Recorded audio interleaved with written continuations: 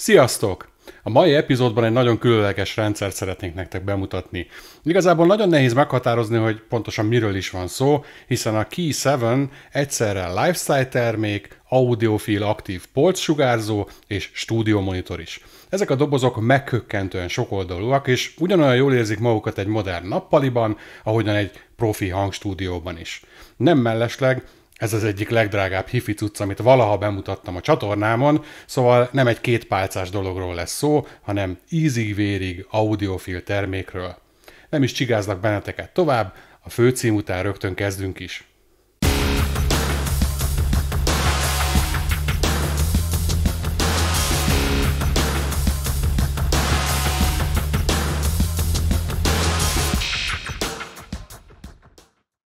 Mielőtt folytatnám a mai témát, megragadnám az alkalmat, hogy üdvözöljem az új csatorna tagjainkat, Apot82-t és Lescsán Pétert.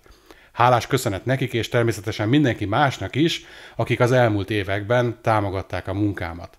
A Key Audio céget Bruno Pützeis, a híres erősítőtervező és akusztikai szakember alapította, olyan kollégákkal, akik a high-end és a stúdióvilágból jöttek.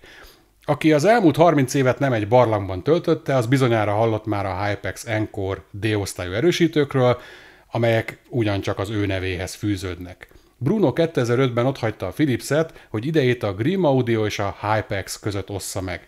Elsősorban nagy teljesítményű diszkrét AD-DA konverterek, analóg jelfeldolgozó áramkörök, DSP algoritmusok, D-osztályú erősítők és kapcsolóüzemű tápegységek tervezése az ő szakterülete. Számos szabadalommal rendelkezik a digitális hangtechnika és a teljesítmény elektronika területén, és ezekben a témákban, illetve a kapcsolódó területeken széles körben publikált is. 2014-ben elhagyta a Hypexet, és társalapítóként létrehozta a Key Audiót. A Key 7 modern és viszonylag letisztult külsőt kapott, de talán egy kicsit bátortalanok is voltak a formatervezők. Ebben az árkategóriában azért már érdemes egy kicsit merészebb vonalakkal is operálni, de ugyanakkor az is egy meglehetősen komoly szempont, hogy bárhova is kerül ez a szett, sehonnan sem fog kilógni a kinézetével. Nekem egyébként a fehér variáns adná ki, de persze ez szubjektív dolog. A lekerekített függőleges élő előlapon egy 2,5 cm átmérőjű egyedi hullámvezetővel ellátott magas sugárzót helyeztek el, alatta pedig egy 13 cm-es középsugárzót. A hangdoboz két oldalán egy 16 cm-es mély sugárzó található, amelyeket kardioid sugárzásra optimalizáltak. Ez az úgynevezett aktív iránykarakterisztika szabályzás amúgy a Key technológia lényege. Segít minimalizálni a szoba visszaverődéseit, különösen a mély hangok tekintetében, így más hangfalakkal ellentétben kevésbé van rá hatással a lehallgató szoba akusztikája.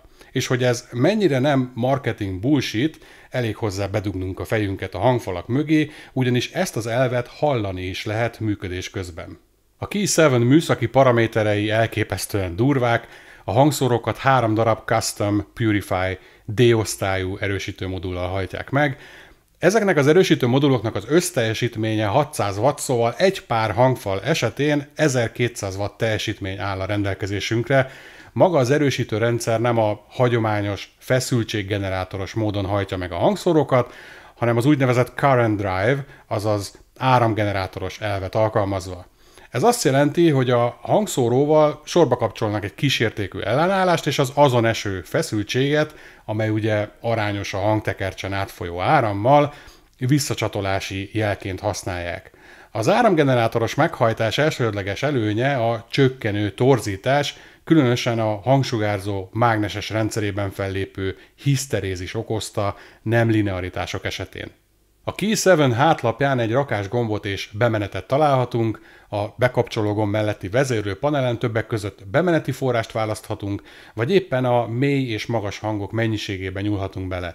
Emellett azt is meghatározhatjuk, hogy a hangfal mennyi idő alatt dolgozza fel és adja ki a bejövő hangjeleket, vagyis mekkora késleltetést, latency-t alkalmaz a digitális jelfeldolgozás során. Itt attól függően, hogy például éppen stúdiómunkákra használjuk-e a hangfalat, beállíthatunk nagyon alacsony késleltetést, cserébe a fáziskorrekció ki lesz kapcsolva, vagy ha éppen audiofil zenehallgatásra szeretnénk használni a hangfalakat, akkor pedig egy kis késleltetés árán teljes fáziskorrekciót kapunk, vagy ha több csatornás rendszert építetek ezekből a hangfalakból, ahol a Key 7-t együtt használjátok a Key 3-vel, például Dolby Atmos forrásokhoz, akkor így tudjátok azt biztosítani, hogy a két eltérő modell között azonos legyen a késleltetés, és ne legyen elcsúszás a hangképen belül. A hangfal hátlapjának alsó kvadránsában találhattok egy IEC tápcsatlakozót, egy analóg XLR bemenetet, valamint egy digitális AS-EBU bemenetet is. Mellettük az úgynevezett Key-Link csatlakozók, amelyek RJ45-ös ajzatokat kaptak, és a segítségükkel tudjátok a két hangfalat egymással összefűzni, illetve a rendszerbe kötni a Key Control vezérlőt is. Bár ezekhez az összeköttetésekhez közönséges Ethernet kábeleket kell használni, de valójában ezek nem Ethernet hálózati ajzatok. A Key-Link csatlakozók felett van még két RJ45-ös Ethernet csatlakozó is, amelyek közül az egyikkel az otthoni hálózatunkra csatlakoztathatjuk a rendszert, a másik pedig Dante, illetve AS67 csatlakozóként szolgál, ez utóbbit is a hangstúdiók fogják igen nagyra értékelni. Természetesen a korábban felsorolt funkciók vezérelhetőek a hangfalhoz opcionálisan megvásárolható Key Control vezérlőről is, illetve részlegesen a Key Home alkalmazás segítségével is. A külön megvásárolható gyári hangfal állvány tartó oszlopában pedig elrejthetők a kábelek is, ami hát sokat hozzáad a rendszer letisztult megjelenéséhez.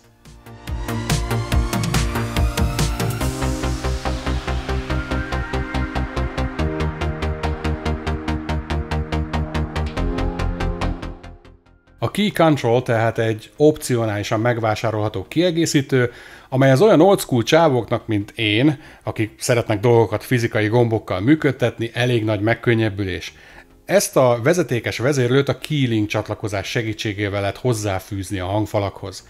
A vezérlő hátulján találhatunk egy USB bemenetet, valamint egy digitális optikai és koaxiális bemenetet is. A működéséhez szükséges tápellátást természetesen a Key hangfalaktól, vagy egy az USB rácsatlakoztatott forráseszköztől kapja. A Key Control közepén egy encodert helyeztek el, aminek a tekerése amúgy meglehetősen prémium élmény. Az encoder körül találhattok érintő gombokat is, amelyekkel például közvetlenül választhatjátok ki a kívánt bemenetet, illetve a menüben való navigációhoz is használhatjátok őket. Önmagában egy igen hosszú videót készíthetnék az elérhető beállításokról és a használatukról, brutális mennyiségű paramétert tudunk beállítani. Akár több különböző beállítás profilt is létre tudtok hozni, és elmenteni a Key Control segítségével, hogy később egy mozdulattal azokat előhívhassátok. Az apró doboz elején még egy infravevőt is találhattok, amely képes együtt működni bármilyen Philips RC5 kompatibilis, illetve néhány Apple távirányítóval is, hogy kényelmesen a kanapéról szabályozhassátok például a hangerőt. Ezúttal sajnos nem fogunk belekukkantani az eszköz belsejébe, mert egy ilyen drága cucc szétszedéséhez már én sem vagyok elég bátor, de ezen a szinten nem hinném, hogy lenne bármi, amit a tervezők kispóroltak. Szóval térjünk is rögtön rá a hangminőségre. Több különböző tesztet is végeztem ezekkel a dobozokkal. Minden esetben egy kalibrált mérőmikrofon és a Room EQ Wizard szoftverrel igyekeztem kompenzálni a lehallgató szoba akusztikai hibáit. Az egyik legértékesebb feature ugyanis ebben a rendszerben a fejlett DSP. Na most olyat mutatok nektek, amit alapesetben egy magára valamit adó igényes zenehallgató nem csinálna, pláne nem mutogatna videón. Szóval a Key azt javasolja, hogy a 7-t toljuk rá teljesen a hátsó falra a legjobb hangminőség érdekében.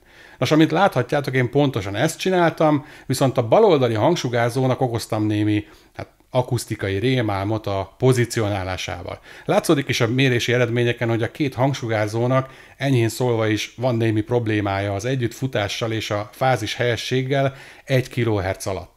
És itt jön a képbe a DSP, ugyanis egy okosan beállított DSP-vel nagyon sokat lehet javítani még az ilyen reménytelen helyzeteken is, igaz a végeredmény ilyenkor sem lesz tökéletes. Minden esetre ez is azt bizonyítja, hogy még egy ilyen extrém helyzetben is igen hatékonyan működik a DSP és az aktív iránykarakterisztika szabályzás, ami úgy irányítja a hangot, hogy minél több jusson el belőle a hallgató füléhez, és minél kevesebb verődjön vissza a falakról. Mivel a két hangfal képes teljesen vezeték nélkül működni, és csupán csak két dugajra van szüksége ahhoz, hogy megszólaljon, ezért ezeket a méréseket a nappalém egy másik pontján is el tudtam végezni, és ott is sokat tudtam javítani a hangminőségen. Nyilván a fizikát nem lehet arcon csapni, és a tökéletes hangzáshoz továbbra is tökéletes akusztikai környezetre lesz szükség, de a parádésan hatékony DSP segítségével mindenhol elég jó hangot sikerült kicsikarnom a Key 7-ből. A beállítás persze nem egyszerű, és bár a Musicsos srácok csináltak egy leírást a DSP beállításához, ennek ellenére mégsem gondolom azt, hogy ezt bárki képes lesz otthon megcsinálni, hiszen maga a mérés és a beállítás is meglehetősen összetett és hosszadalmas. Nem véletlen, hogy a Musix a Key Audio termékeket ingyenes házhoz szállítással és helyszíni a szobaakusztikának való megfeleltetéssel adja át. A haba tortán viszont az, hogy ha az ember nagy nehezen belőtte a rendszert, akkor onnantól bármit is hallgat rajta, a DSP bizony dolgozni fog, és ez természetesen az analóg bemenetekre is vonatkozik, hiszen bármit is dugtok az analóg XLR bemenetekre, azt a hangfalak azonnal digitalizálják, és már megy is a jel a DSP-be. Hallgattam rajta a lemezjátszómat is, ami egy kissé szürreális élmény, ha az ember belegondol, hogy mit csinálunk éppen a féltett kincsként őrzött analóg jelünkkel. Ez velem is így volt, de aztán rá kellett jönnöm, hogy bizony az én fülemnek ilyen jól még soha nem szólt a lemezjátszom a nappalimban, ami hát valahol el is szomorított, de ettől még ez van.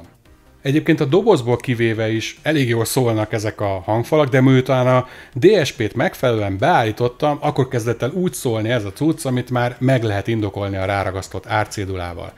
Ez az egyik olyan rendszer, amit ténylegesen ki lehet tekerni teljes hangerőig egészen a skála végéig, ugyanis a DSP folyamatosan monitorozza a torzítás mértékét és beavatkozik, ha túllőttünk a célon. A rendszer gyakorlatilag elpusztíthatatlan, szóval ha valamit nyugodt szívvel ott lehet hagyni a kamasz gyereknek, hogy házi bulit tartson vele, akkor ez a hifi pont ilyen. A Key 7 hangzása elképesztően részletes, a magas hangok egyáltalán nem bántóak, de nagyon részletesek, és a középtartománya is meglehetősen kellemes, de ez már a méréseken is látszódott. A térben a hangszereket igen precízen jeleníti meg, a fantom közép is tökéletes, bár a színpad méretét azért befolyásolja a két hangfal közötti távolság.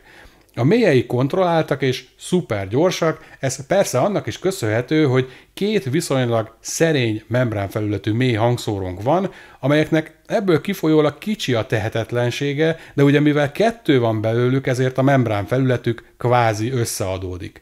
Olyan vehemenciával képesek az alsó hangregisztereket megszólaltatni, mintha álló hangfalakat hallgatnánk. A Fine Audio F502-eseimmel összehasonlítva egyáltalán nem tűnnek vérszegénynek. A 7-től is megkaptam ugyanazt a mennyiségű mély hangot, csak sokkal precízebben és gyorsabb lecsengéssel.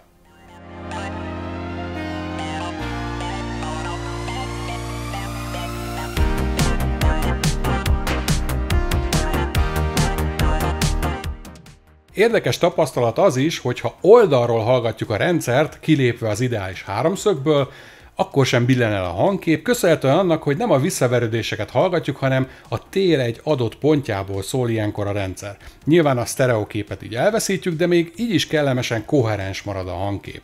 A Key 7 alapvetően egy olyan élményt nyújt, mintha fejhallgatót hallgatnánk.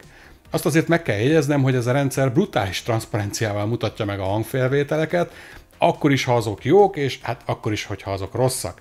Tehát ez a rendszer annak való, aki tényleg az adott felvételt szeretné hallgatni, és nem a rendszere hangját. Nincs tökéletes termék, még ennyi pénzért sem. A Key 7 egy meglehetősen komplex eszköz, ami a kiváló hardware mellett szoftveres oldalon is sok fejlesztést igényel, és itt most nem a DSP-re gondolok, hiszen azt Bruno már több évtizede fejleszti, így ha a világon valaki ezt képes jóra megcsinálni, az pont ő. Ellenben, ahol szerintem még sok fejlesztési potenciál van ebben a termékben, az a felhasználói interfész és a felhasználói élmény. Engedjétek meg, hogy ezt bővebben kifejtsem. A Key Control egy nagyon hasznos kiegészítő, hiszen a hangfalak minden fontos funkciója, beleértve a DSP-t is, teljes körűen vezérelhető róla, tehát ha ne adj Isten a cég néhány év múlva beleáll a földbe, és a mobiltelefonos alkalmazás kihullik az App Store-ból, a hangfalak továbbra is használhatóak maradnak, és nem tűnnek majd egy nagyon drága, de meglehetősen hibás döntésnek. Mégis azt gondolom, hogy a Key Control a jelenlegi formájában egy kissé kihagyott zicsernek tűnik. Természetesen a Pro felhasználóknak tökéletesen jó, ahogy van, de nekünk, audiofüleknek talán mások a prioritásaink. Először is a mai világban egy apró, kb. 1 incses kijelzőn egy komplex menürendszerben bóklászni, hát elég embert próbáló feladat. Értem persze, hogy erre igazából csak egyszer van szükség, amikor a rendszert beállítjuk a szobához, de hát akkor is. Ráadásul a kontroller kialakítása miatt csak a rack tetején használható kényelmesen, hiszen fölé kell hajolnunk használat közben. Mennyivel szexibb lenne, ha a kontroller egy nagyobb doboz lenne, egy viszonylag méretes érintőkijelzővel, amelyen esetleg a streamelt zenék borítóképei is megjelenhetnének, és amelynek a hátlapján akár további digitális és analóg bemenetek is elférhetnének. Például, ha egy lemezjátszót szeretnél a Key 7-re kötni, és nincs szimmetrikus kimenetű fonód, akkor teljesen meg vagy lőve. Így hát egy adott szituációban fájóan tud hiányozni egy pár analóg RCA bemenet a kontroller hátuljáról. Ráadásul pont a lemezjátszó az, amely esetén én nem szívesen húzogatnék ki 3-4 méteres interconnect kábeleket a hangfalakig, még akkor sem, ha azok szimmetrikusak. Tehát alapvetően védettek a zajokkal és a zavarokkal szemben. Aztán itt van a távirányító kérdése. Én a 80-as években nőttem fel, lehet, hogy már egy vén tróger vagyok, de például ahhoz, hogy állítsak a hangerőn, én szeretnék egy dedikált távirányítót. Mennyivel egyszerűbb felkapni egy távvezérlőt és megnyomni a gombot, azzal szemben, hogy megfogom a telefonom, feloldom a képernyőzárat, belépek az alkalmazásba, megkeresem, hogy hol lehet hangerőt állítani, és kiadom a parancsot. Persze ez a probléma részben orvosolható, de lefogadom, hogy nektek sincs otthon egy RC5 kompatibilis távirányító a fiókban, amelynek a protokollját a 80-as években fejlesztettek ki a Philips, de valószínűleg egy régi infravörös Apple távirányító sincs minden háztartásban. Bár nekem van itthon Apple TV-m, de annak a távirányítója meg nem jó hozzá. Aztán sikerült valami fiók aljából előkotornom egy régi Apple távirányítót, ami már működik a Key Control-lal. Már meg nem mondom, hogy mihez volt, talán egy ősrégi Apple TV-hez. Csak hogy amikor ezzel a távirányítóval vezérlem a Key Control-t, akkor ezekre a parancsokra az Apple TV-m is reagál, hiszen hiába kb. 20 éves ez a távirányító, a modern Apple TV még mindig képes értelmezni a parancsait. Gondolom értitek a problémát. Ez egy drága termék, férjen bele egy félig decens gyári távirányító. Aztán jelenleg, ha a Key Home alkalmazást használjátok, akkor a Key Control-on például nem lehet hangerőt állítani sem a tekerőgombbal, sem egy távirányítóval. Erre az alkalmazás fel is hívja a figyelmet, szóval gondolom előbb-utóbb azért a Key Audio meg fogja azt oldani, hogy a két eszköz képes legyen együtt működni, de jelenleg, amíg nem választjátok le a hangfalakat a Key Home alkalmazásról, addig a Key Control használata korlátozott. Maga a Key Home alkalmazás hibátlanul működik, a user interface, a kezelhetőség rendben van, de igazából sok mindenre jelenleg nem képes azon kívül, hogy a segítségével Wi-Fi-re lehet csatlakoztatni a hangfalakat. A Spotify Connect és a Tidal Connect funkciók már nem is a Key Home alkalmazáson keresztül integrálódnak a rendszerbe, hanem a saját alkalmazásaikon keresztül működnek és streamelnek a hangfalakra, egyébként atomstabilan, tehát ezeknek a szolgáltatásoknak az implementációja jól sikerült. A Key Home alkalmazásnak például teljes körűen rendelkeznie kellene azokkal a funkciókkal és konfigurációs lehetőségekkel, amelyeket a Key Control is tud, de jelenleg sajnos nem ez a helyzet. Például, ha a DSP paramétereket a telefon érintőképernyőjén tudnánk beállítani, és nem a Key Control apró kijelzőjén kellene velük babrálni, hát az már egy hatalmas erőlelépés lenne. Szóval, amit jelenleg kapunk a telefonos alkalmazás tekintetében, az bár stabil, de még nagyon sok fejlesztésre lesz szükség ahhoz, hogy ez az alkalmazás teljes körűen ki tudja használni a hardware képességeit. Az app jelenleg csak a lifestyle felhasználókra lő, ellenben aki teljes körűen ki szeretné használni a Key 7 összes funkcióját, annak mindenképpen szüksége lesz a Key Control-ra is. Szóval a Key 7 egy alapvetően nagyon jól kivitelezett rendszer, igazi geek fanservice, mert bár nem lehet a kábelekkel meg a többi bizbasszal kütyűzni, de mindent is be lehet állítani ezeken a hangfalakon, és bár első ránézésre a Key 7 egy lifestyle terméknek tűnik, de mélyebben megvizsgálva ez egy kőkemény Pro Audio termék audiofil hanggal, és ezért nem is csoda, hogy sok hangstúdió már vásárolt is belőle. Más a helyzet az egységsugarú otthoni zenehallgatóval. Az egyik oldalon én soha nem javasolnám, hogy egy olyan terméket vásároljatok meg, amelynek a jövőbeli szoftveres funkcióira még csak ígéret létezik, hiszen ha valamit vásároltok, akkor a vásárlás pillanatában tudnia kell azt, amire igényetek van. Ígéretért soha nem szabad pénzt fizetni. De ugyanakkor azt is figyelembe kell venni, hogy a világ sajnos így működik. Hát mikor volt utoljára, hogy amikor megvettetek egy új Apple telefont, az rögtön tudta azt, amit Cupertinóban ígértek. Nos, jelenleg egy kicsit a Key 7 is ilyen, hogy előbb-utóbb az előbb felsorolt hiányzó funkciók azért be lesznek építve az alkalmazásba.